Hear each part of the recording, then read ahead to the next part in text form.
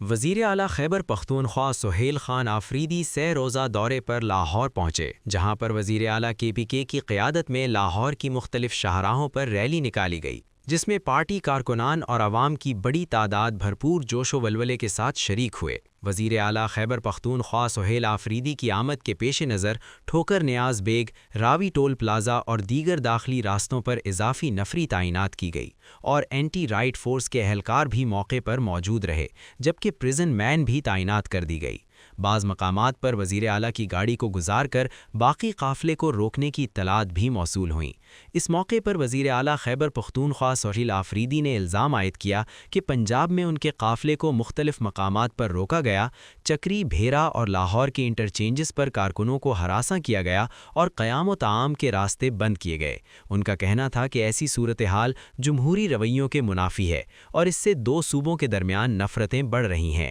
وزیر اعلیٰ خیبر پختونخوا کا کہنا تھا کہ پنجاب کے عوام نے ان کا والہانہ استقبال کیا اور بانی PTI قومی یکجہتی کی علامت ہیں، جبکہ عوام موجودہ حکمرانوں کی مبینہ کرپشن سے باخبر ہو چکے ہیں۔